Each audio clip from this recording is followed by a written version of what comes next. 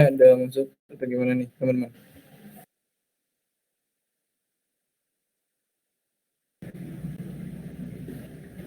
Masuk, Kak. Oh, masuk. Suara saya terdengar nggak, Kak? Ya, kedengaran. Oke. Kita mulai aja ya. Ini udah jam 19.15. Kalau takutnya kalau misalkan kelamaan nantinya, larut nantinya. Nah, oke. Saya buka. Assalamualaikum warahmatullahi wabarakatuh. Selamat malam semuanya. Perkenalkan, Waalaikumsalam warahmatullahi wabarakatuh. nama saya Tarif Fahmi Surbakti. Saya student ambassador dari Institut Teknologi PLN. Saya berasal dari jurusan Teknik Elektro. Jadi saya kali ini akan membahas bagaimana itu pengenalan bahasa C. Ya, oke. Ini harus batch 2 ya. Iya bang.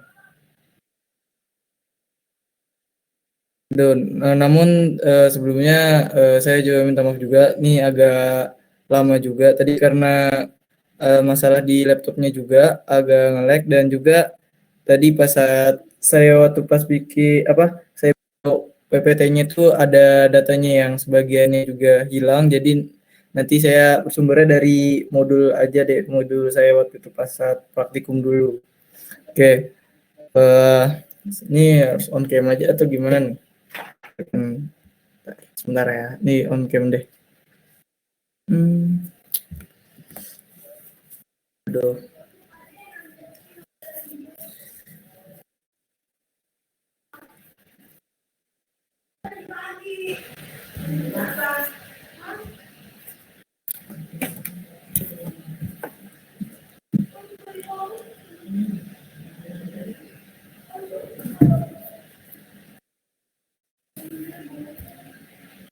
Oke.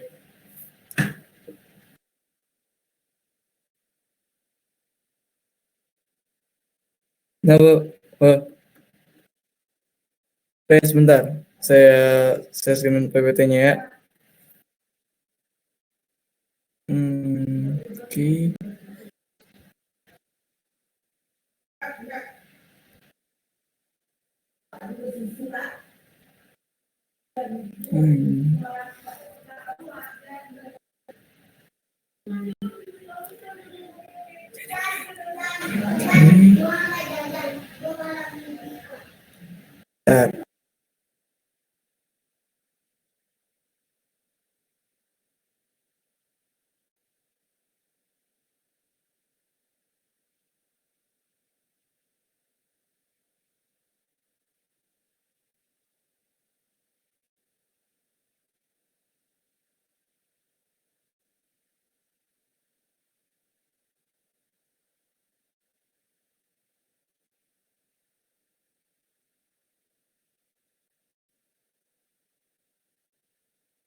Oke, ini udah kebuka ya. Oke, sebentar.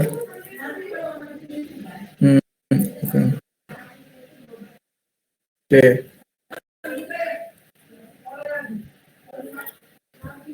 Oke.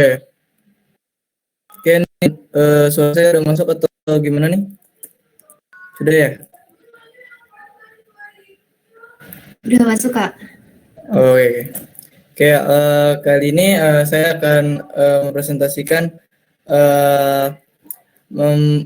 webinar kali ini itu adalah pengenalan bahasa C. Nah, ini sebenarnya sebelumnya saya juga udah pernah ngisi juga di webinar kemarin itu, waktu itu webinar dan ambassador yang ke-30 kemarin, itu juga bahas pengenalan bahasa C, namun diamanahkan kembali untuk membahas pengenalan pemrograman bahasa C.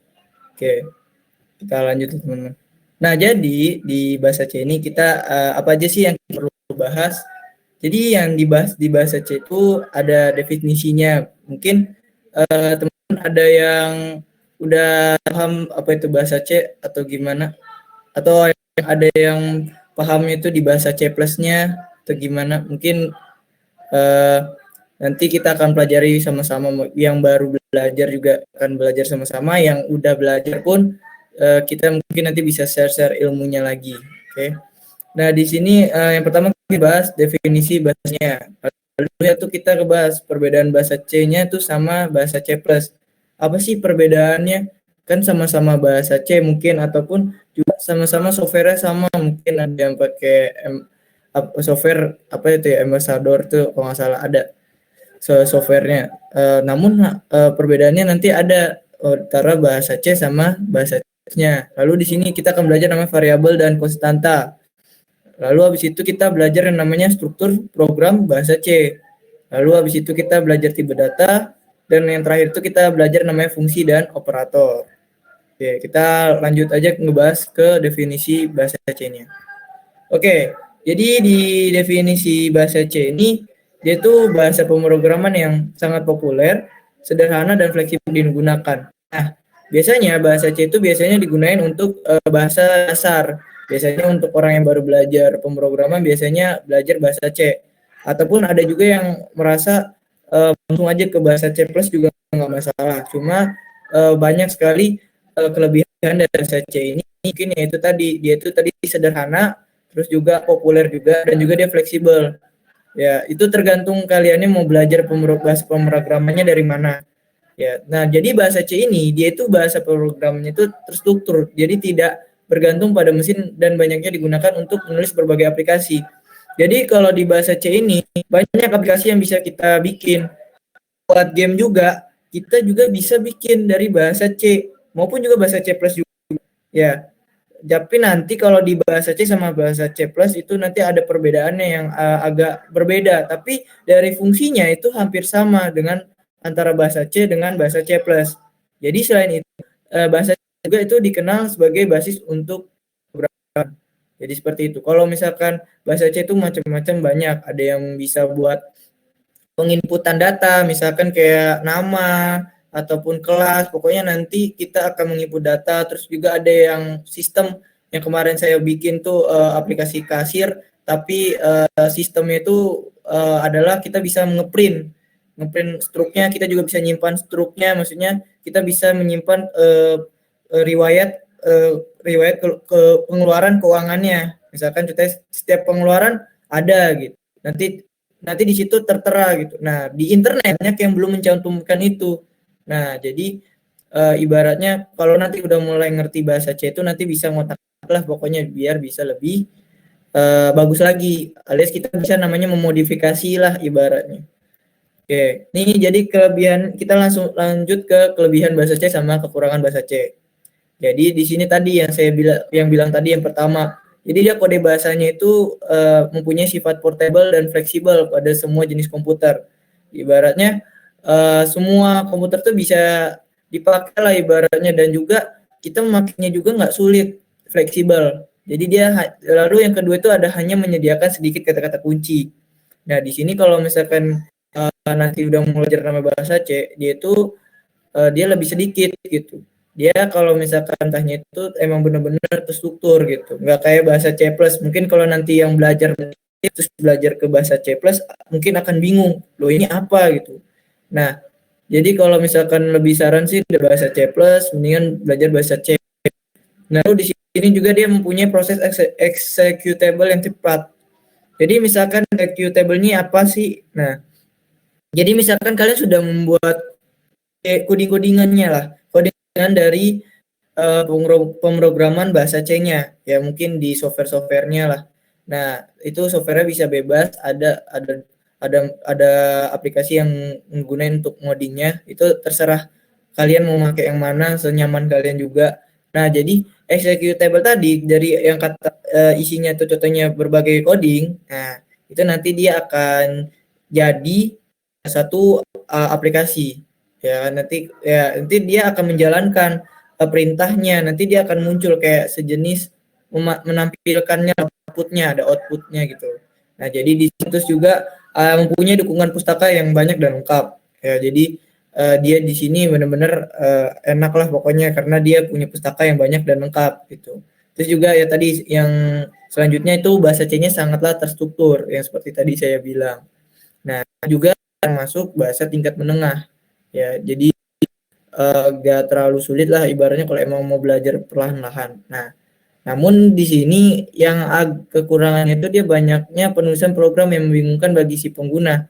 Jadi memang banyak sih programnya. Jadi memang kalau misalkan kita buat aplikasi yang suatu yang makin bagus aplikasinya, maka codingnya itu semakin banyak gitu. Dan di situ kita kadang-kadang ngebingungnya itu nanti tiba-tiba karena kita banyak program, nah itu kadang-kadang nanti kita tiba-tiba di akhir tuh tiba-tiba lupa sama titik koma ataupun ada namanya kesalahan yang ibaratnya kesalahan kita lah dalam pengetikan codingnya gitu. Nah, kesulitan dalam penggunaan pointer khususnya para pemula. Jadi emang di bahasa dasar bahasa C ini kita perlu belajar pointer, tapi nanti kalau misalkan kita sudah paham yang dasarnya, maka kita bisa lanjut ke penggunaan pointernya gitu.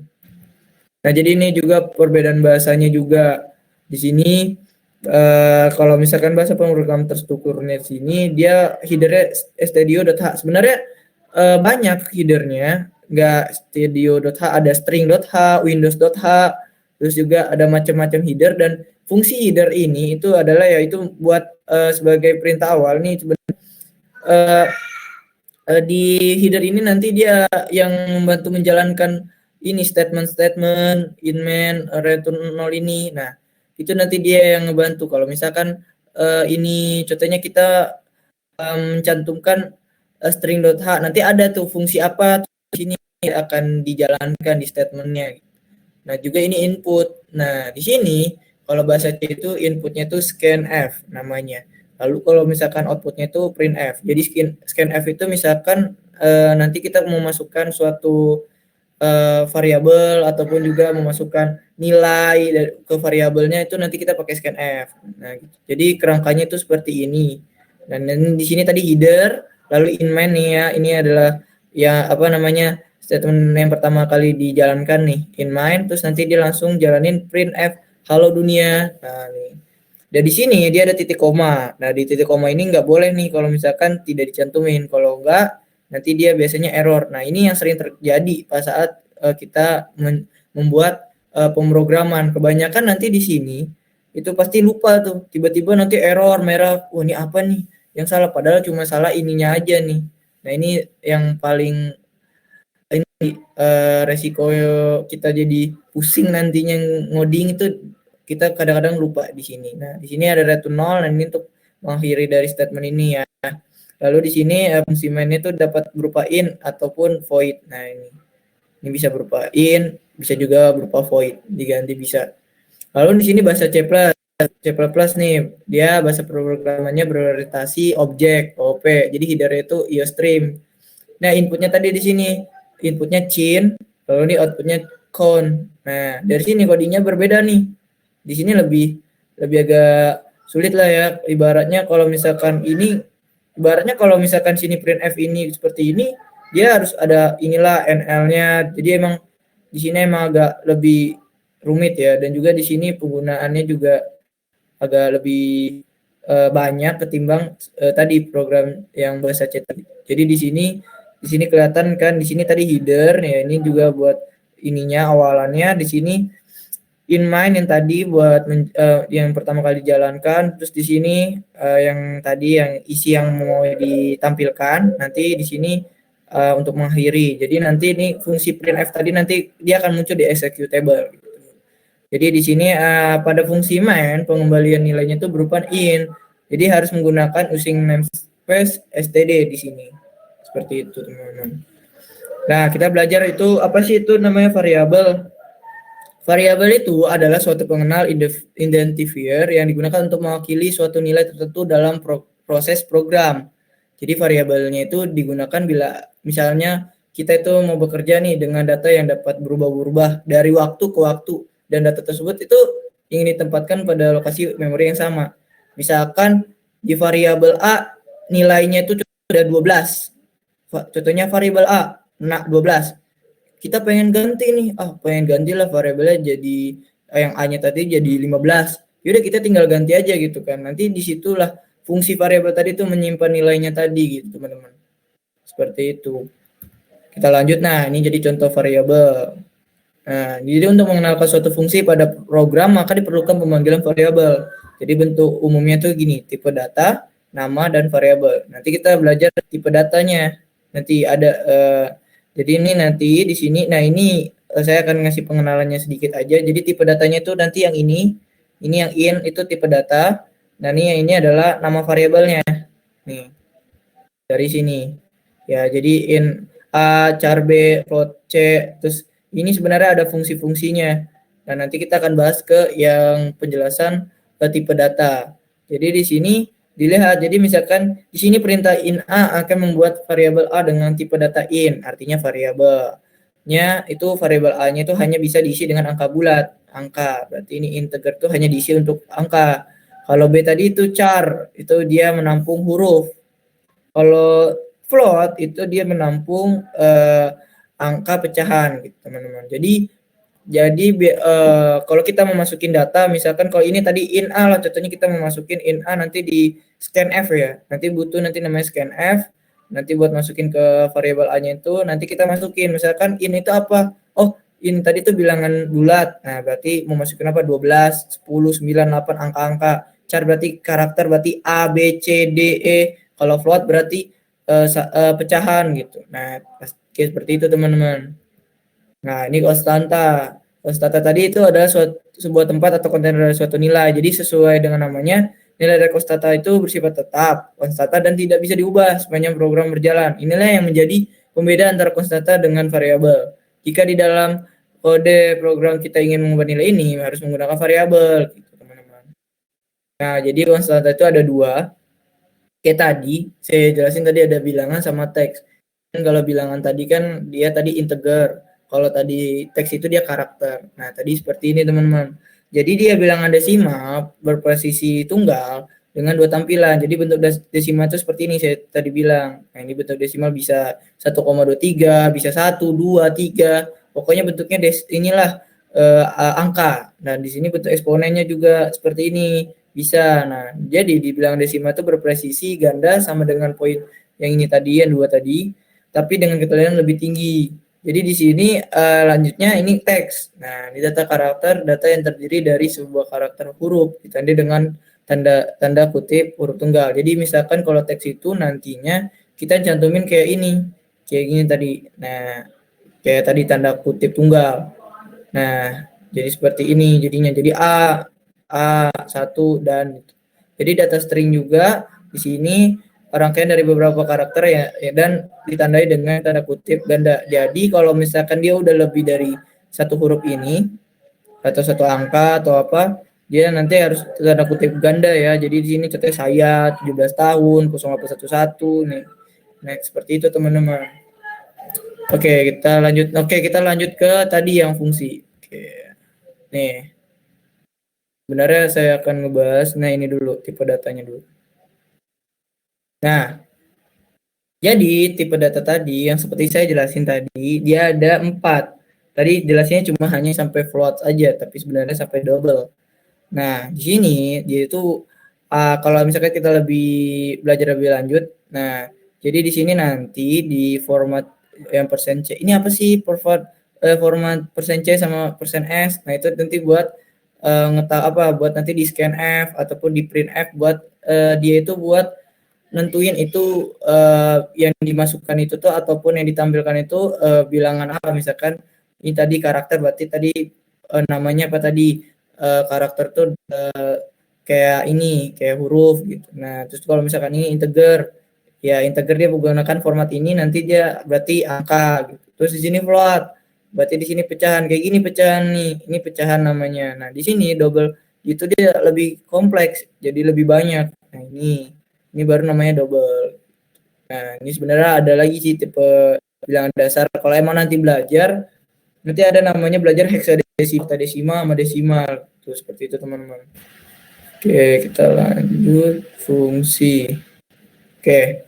Nah, seperti yang tadi saya bilang tadi di awal, itu dia ada namanya tadi fungsi.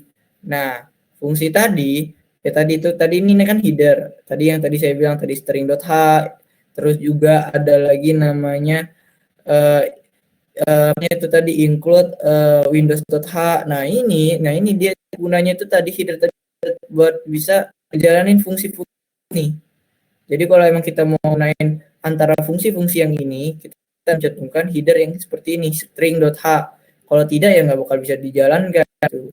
Jadi gitu banyak. Dan di sini ada cetip step.h misalkan. Nah, di sini banyak untuk fungsi-fungsinya. Jadi kalau untuk membuat suatu pemrograman kita harus terlebih dahulu memahami headernya terlebih dahulu apa yang kita gunakan, dan kita juga harus tentuin dulu kita mau buat pemrograman ini tuh apa aja sih yang dibutuhin, apa aja fungsi yang dibutuhin tuh. Jadi kalau habis itu banyak macam-macam, ada math.h, ada stdelete.h, ada juga windows.h teman-teman. Jadi memang bisa dipelajarin di sini fungsi-fungsinya. Oke, tadi oh iya, saya lupa ngejelasin apa fungsi tadi. Jadi fungsi itu tadi itu dia merupakan satu bagian dari program yang dimaksudkan untuk mengerjakan suatu tugas tertentu dan letaknya terpisah dari program yang memanggil. Jadi itu fungsi itu tuh jadi fungsi ya, jadi itu dia yang sebuah perintah, kayak perintah untuk kita melakukan sesuatu. Misalkan tadi printf. Oh, oh, ini dong tampilin tadi yang isi variabel A misalkan. Oh, berarti jalanin apa printf. Berarti nanti dia akan menampilkan gitu. Dan contohnya kalau scanf, oh berarti tadi input, artinya buat ngambil apa tadi nilai dari variabelnya. Berarti nanti pas saat di situ dia akan menampilkan di situ, kita akan input gitu, kita akan ketik apa yang mau dimasukkan gitu. Jadi itu seperti itu fungsi itu artinya. Jadi kayak sejenis perintah gitu yang akan kita gunain gitu nanti pas saat di pemrograman. Tuh. Oke, berarti tadi fungsi udah, itu juga udah. Oke. Tadi kayaknya belum ngasih deh awal. Nah, yang deh. Ini tadi udah deh kayaknya tadi. Nah, ini jadi ibaratnya ini yang paling dasarnya lah, ibaratnya dalam pemrograman bahasa C. Jadi kalau emang udah tahu ini tadi di sini tadi include stdio.h tadi header, ini inmate tadi itu ini harus ada, nggak boleh nggak ada. Kalau nggak ada nanti nggak bisa inilah buat ngejalanin statement dalamnya gitu. Dan sini juga return null juga harus ada. Nah, di sini penjelasan bahan uh, banyak karena kita belajar dasar paling kita saya bahas fungsi tadi variabel konsepnya. Jadi memang lebih condong ke kita belajar ngoding-ngoding sendiri, kita buat bagiannya sendiri seperti itu. Ini kita coba cek contohnya saja dengan oke. Nah, udah ini dari awal banget nih print aja buat nampilin sekarang di algoritma contohnya. Nah, nanti makin lama tuh makin panjang. Nah, buat yang nggak tahu nih, kok mati?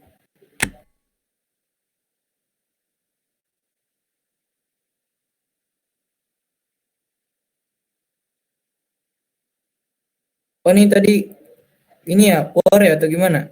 Duh, koneksinya.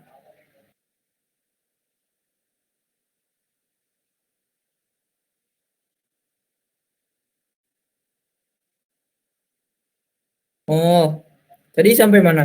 Yang pas saat keluar.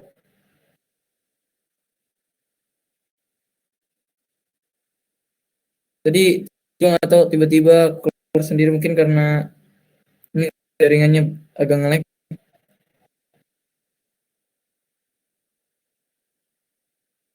Dari mana, Astuti atau teman-teman yang lain tadi sampai mana?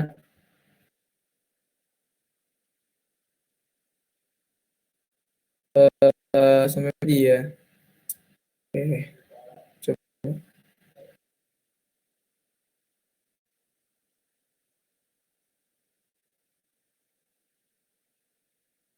Oke, ini teman. Sampai teman-teman.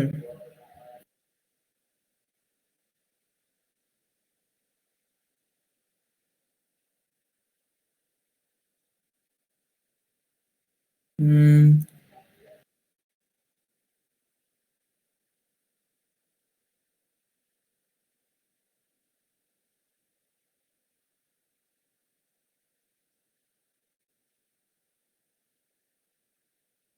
Bagaimana tadi teman-teman? Tadi ada yang mau komen nggak Pak? Tadi sampai mana? Atau saya coba ini ya, tampilin lagi ya.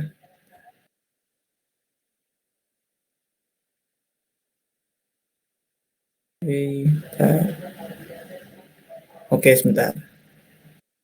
Oke, mana ya tadi?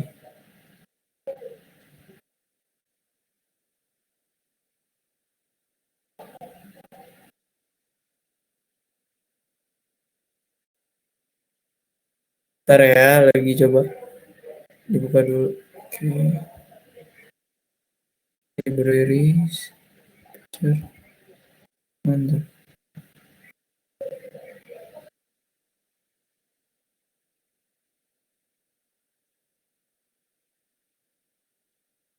Oke, ntar ya nih. Coba ya, dibagi webcam. Oke. Oke, mulai lagi. Kita coba di PPT-nya dulu. Kan. Ntar ya. Oke. Oke. Tadi sampai mana? Gimana? Tadi sampai ngebahas apa bahas sampai sini? Itu gimana? Coba. Tadi nggak tahu tadi tiba-tiba pas saat bahas yang ini sih mau bahas program tuh tiba-tiba mati soalnya. Gimana teman-teman?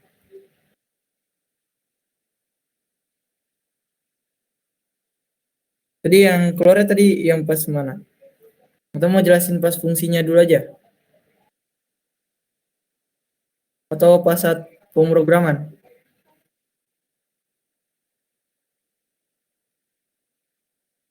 Oke, oke, sip.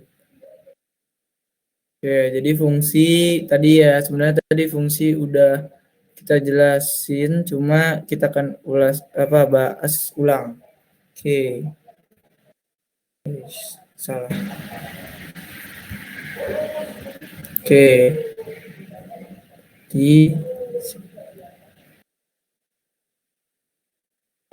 model cabangan. Oke.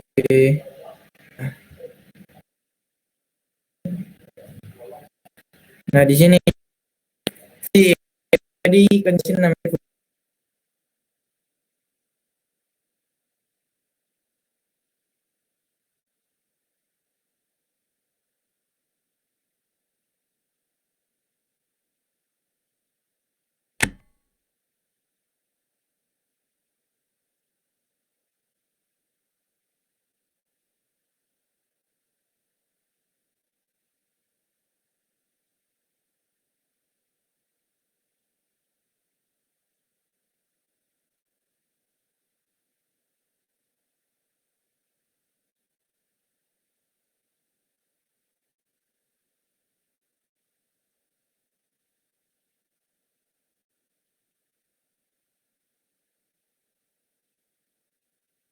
Oh iya nih teman-teman kayaknya nih internet saya deh. Atau nggak apa-apa ya, nggak usah pakai ini kan ya, nggak usah pakai webcam aja, ya, webcam. Jadi takutnya kalau pakai kamera ini takutnya jadi ngedon lagi. Mungkin tampilin presentasi aja kali ya, teman. Kita tadi lanjut bahas ke yang fungsi. Udah terlihat belum? Ini sudah terlihat atau belum nih teman-teman? Belum ya? Atau gimana?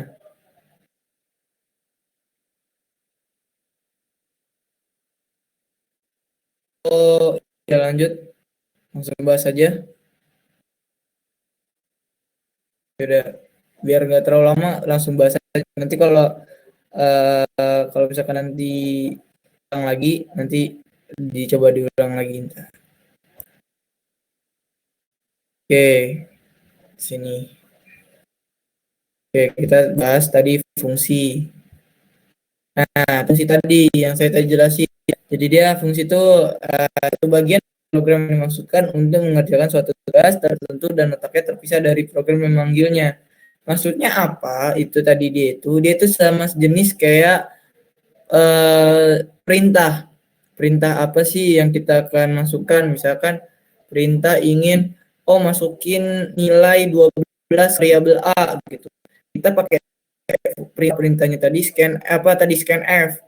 Oh, berarti saya akan menggunakan perintah fungsi nanti akan masukin nilai tadi 12 dan nanti akan masuk ke variabel. Jadi sejenisnya itu kayak sejenis perintah ya, nanti dia kayak sejenis perintah tadi buat ngejalanin tadi pemrograman tadi sesuai dengan keinginan yang kita gitu teman-teman. Jadi berbeda dari pokoknya berbeda fungsi-fungsinya setiap, contohnya kayak ini berbeda dengan yang ini, pokoknya berbeda.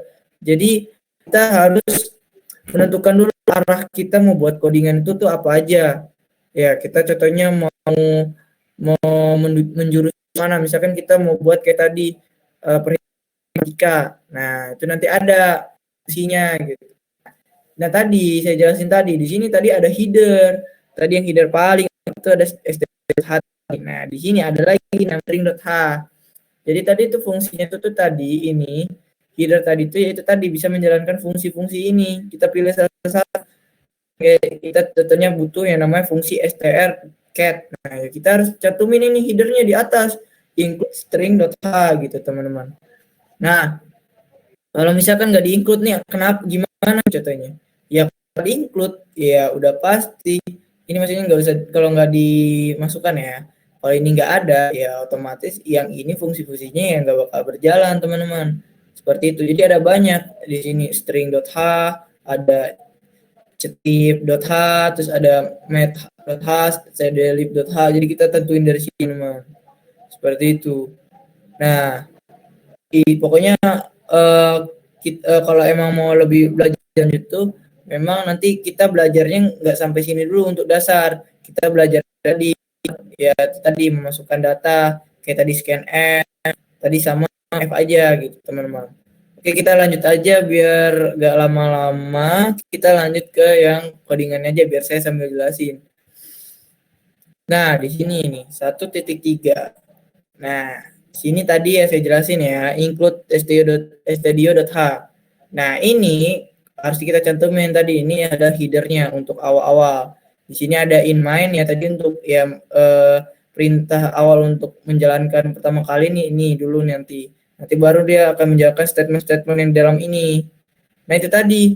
Di sini ada cara karakter 1, karakter 2. Nah, itu kita bebas. Ini kita bebas. Misalkan contohnya kita ganti jadi ini bunga, ini contohnya sepatu misalkan. Nah, contohnya gitu. Nah, nanti di sini kita print f ini, yang ini nanti ini adalah kalian akan tampil ini print f fungsinya tadi untuk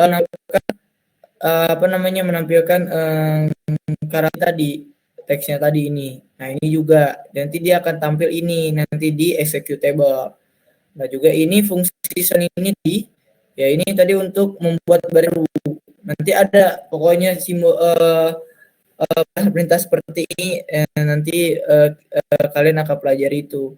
Nah, di sini printf tadi untuk menampilkan tadi yang namanya tadi outputnya tadi di sini yang sudah diisi. Nah, yang di sini. Jadi nanti dia akan menjalankan yang nah, ini terserah kita mau tadi bikin aja tadi apa tadi bunga. Sini terus ini scan F. Nah, sini saya akan mengajari kalian di sini. Tadi yang saya jelasin tadi awal-awal yang kata tadi tipe data, dia itu ada persen C, ada persen F, ada persen S, ya kan? Nah, itu tadi di sini. Ditentuinya persen I. Nah, itu tadi di sini tentunya. Jadi di sini kalau dia persen C berarti tadi apa tuh? Karakter. Nanti isinya A, B, D, E. Nah, nanti di sini tadi kita tadi namanya apa? Bunga kan? Nah, kalau tadi bunga nanti kita ganti nih jadi bunga. Karena apa? Karena di sini bunga. Nanti kita data yang sudah diinput tadi dari scanf ini ya akan masuk ke variabel yang ini, teman-teman gitu. Nah, jadi di sini juga printf-nya juga sama, ya kan? Kita bikin aja contohnya tadi sepatu. Nah, tadi persen C. Nah, persen C ini di sini buat tadi untuk karakter. Nah, di sini nanti kita bikin sesuai dengan tadi yang di variabel yang dibuat di sini. sepatu, di sini tulis sepatu. Harus sama ya teman-teman dengan yang di atas. Sama nanti yang nggak bakal jalan, nggak bakal masuk gitu datanya gitu teman-teman. Jadi di sini nanti di sini ya tadi print fn-nya tadi kayak gini, terus di sini kenapa kok ada dua nih di sini? Ya itu tadi teman-teman. Tadi printf tadi fungsinya apa? Buat menampilkan tadi kan output yang tadi sudah diinputkan tadi, dia akan tampilkan di sini. Nah, yang nanti akan ditampilkan di sini itu ya tadi ada persen C-nya tadi. Ini buat nandain apa sih yang akan dikeluarkan gitu teman-teman. Itu tadi berupa karakter. Nah, tadi di sini dicantumin teman-teman. Dari yang tadi, dari yang sini, yang ini sama yang ini, nanti dimasukin di sini. Ini harus di gini apa di sini, dan juga ini komanya itu setelah titik koma atas ya, ini yang titik 2 baru koma gitu teman-teman. Di sini koma, jadi di sini tadi sepatu, misalkan tadi bunga, ini sepatu gitu. Nah, nanti tinggal bikin aja, pokoknya sesuai dengan inilah teman-teman, harus berpedoman dengan yang ini, boleh berbeda. Jadi kalau misalkan di sini mau bikin in, terus misalkan bikin float gitu, boleh. Yang penting nanti di sini harus sesuai ya teman-teman. Tadi ada float itu tadi apa tadi persen F. Nah, kalau tadi integer tadi berarti persen I gitu. Sesuaiin teman-teman dengan nanti yang di sini gitu. Nah, di sini tadi ada tanda tadi ya untuk mengakhiri program. Nah, di sini juga butuh namanya nih tanda tutup kurung kurawal sama tanda bunyi. Kalau enggak, nanti ini enggak bisa. Enggak, ini kan untuk membuka nih, untuk buka statement. Nah, ini untuk menutup statementnya. Seperti itu teman-teman. Sama sih dengan pemrograman yang lainnya gitu teman-teman. Hanya saja nanti kita akan semakin banyak coding-codingannya gitu. Kalau mau lihat codingannya, nih sebentar. Codingannya emang agak panjang. Kemarin nih saya buat waktu itu pemrograman yang bikin struk ya. Di sini waktu itu dia program itu kasih restoran, tapi di sini ada namanya program struk. Jadi di sini bisa kita lihat apa namanya, contohnya pengeluarannya, contohnya pemasukan kita gitu. Di sini ada nanti pemasukannya. Jadi ini namanya salah satu dari pengembangan modifikasi itu teman-teman. Mungkin memang masih belum ada di internet yang dicantumin, namun itu tadi kalau kita sudah mulai paham namanya bahasa C, kita tinggal nambah-nambahin aja. Mungkin di sini mungkin banyak yang masih asing, mungkin masih baru awal ya, kayak tadi ini aja nih, in tadi integer, terus sama yang awal-awalnya aja kayak include aja tadi awal-awal. Nah, kalau udah mulai ngerti ya codingnya banyak teman-teman loh. Sampai 737 codingannya banyak. Jadi memang nah, kalau nggak salah nih sempat waktu itu ada error deh kalau nggak salah. Udah saya perbaiki ya. Oh, udah saya perbaiki berarti kemarin. Nah, ini coba saya jalanin. Waktu itu sempat error juga dulu waktu kemarin tuh. Nah, namun diperbaiki lama-lama bisa. Oh, gak ngelag nih laptop ya. Area ini memang agak naik. Nah, ini tadi yang saya bilang tadi executable itu tadi ini. Kayak tadi dia bentuknya tuh dia exe. Kalau di bentuk aplikasi exe. Kalau diaplikasikan namanya APK. Nah, seperti itulah teman-teman. Pokoknya kayak gitulah pemrograman gitu. Duh, kok loadingnya lama ya? Apa laptop saya lagi nge-lag ya? Duh.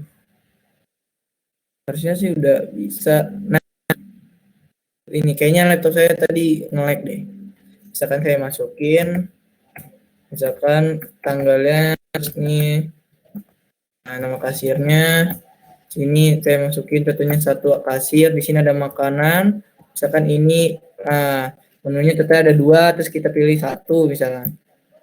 Nah, pesan lagi enggak gitu? Ya pesan lagi gitu. Terus ini lagi 2, pesan lagi enggak? Pesan lagi kan. Oh, makanan. Oh, 3. Oh, pesan lagi enggak? Ya udah, jadi di sini tuh dicantumin nantinya akhirnya, misalkan kalau kita pesan apa gitu. Nah, nanti dicantumin seperti ini. Nah, ini seperti kayaknya ada beberapa codingan yang itu ini masih belum apa nih, kayaknya ada yang waktu itu sempat saya ganti karena memang mau saya kembangin lagi, jadinya lebih banyak lagi fiturnya. Jadi ini adalah codingan saya yang bukan yang sebelumnya, ini codingan yang udah saya ganti-ganti. Jadi kalau misalkan Anda sudah yakin, contohnya masukin nomor mejanya, nama pembelinya, contohnya siapa tadi, Afif misalkan. Nah, di sini cantumin nih harganya misalkan. Sudah, total pajak restorannya juga dicantumin. Nah, ini juga total pembeliannya. Jadi kalau misalkan kita kurang, misalkan segini lah ya. Nah, kita sudah cantumin uangnya, di sini kembaliannya di 168.000. Nah, kita bisa cetak struk nih. Struknya mantap enggak gitu atau enggak gitu. Nah, kalau kita pilih enggak ya udah nanti dia akan kembali aja gitu. Kalau misalkan cetak struk ya nanti kalau kita mau lihat struknya ya kita bisa lihat struknya. Nah, seperti ini. Nanti dia akan kesimpan kok ke bentuknya kayak notepad ya, tapi nanti kita bisa ngeprint gitu. Kalau emang kita mau gitu. Nah, ini maksudnya seperti ini gitu. Dan masih terus untuk ngembangin programnya untuk ini. Ini masih sederhana ibaratnya untuk buat ini kita terus belajar terus. Jadi saya belum ahli dan masih terus belajar karena mungkin karena kesibukan kuliah juga jadi memang belajarnya terhambat karena banyak praktikum yang ibaratnya ya akhirnya jadi nggak susah untuk belajar lebih lagi, akhirnya ini jadinya terhambat, masih belum berkembang lagi gitu dari kemarin. Oke, oke kalau gitu kita lanjut aja. Oke, kalau gitu ada yang ini enggak? Oh, kalau pakai software sih biasa-biasa bebas ya juga. Kalau pakai C++ juga bisa. Kalau emang mau pakai bahasa C++. Nah, cuma kalau kita mau belajar awal-awal sih biasanya ya bahasa C dulu gitu. Nah, nah jadi di di sini bebas. Ada juga sih yang pakai juga tadi software-software lain juga ada. Nah, tinggal atur aja sih. Nah, jadi codingan tuh kalau bahasa C++ tuh bisa sih kalau emang nantinya kita bahas yang C++. Ada lagi nggak nih teman-teman ada yang mau bertanya bagaimana?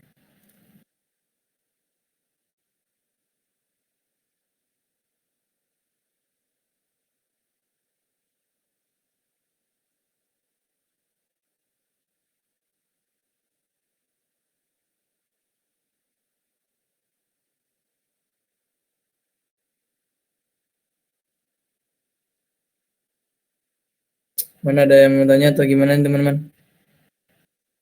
Oh, memang kayaknya dasar banget sih kayaknya.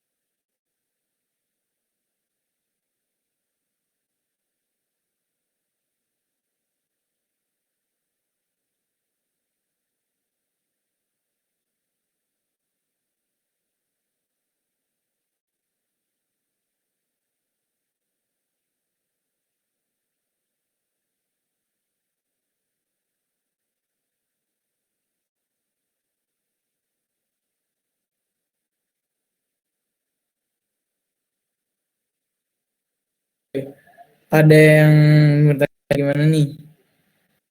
Kalau udah pada paham semua ya, atau memang dasar banget sih. Saya juga udah lagi fokus juga untuk praktikum yang lain. Jadi memang untuk pembahasan bahasa C-nya mungkin program-programnya mungkin oleh yang kemarin ikut webinar saya sebelumnya mungkin udah pernah dibahas gitu. Cuma ya karena saya juga ini bingung juga karena kita belajar dasar, jadi ya saya jadinya menampilkan yang itu tadi, teman-teman. Jadi gimana nih? Gimana, ada yang ingin bertanya atau gimana? Atau mau selesai aja atau gimana nih? Silakan teman-teman.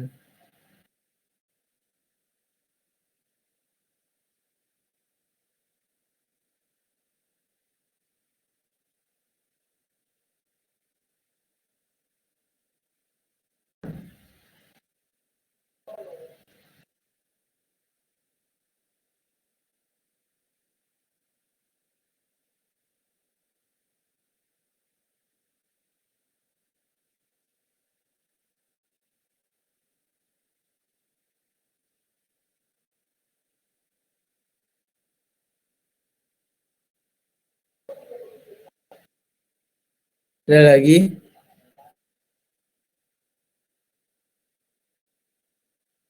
Oh, kalau nggak ada, kalau gitu saya langsung tutup aja nih ya teman-teman. Takutnya mungkin teman-teman udah paham semua, terus juga mungkin takutnya nanti kemalaman banget.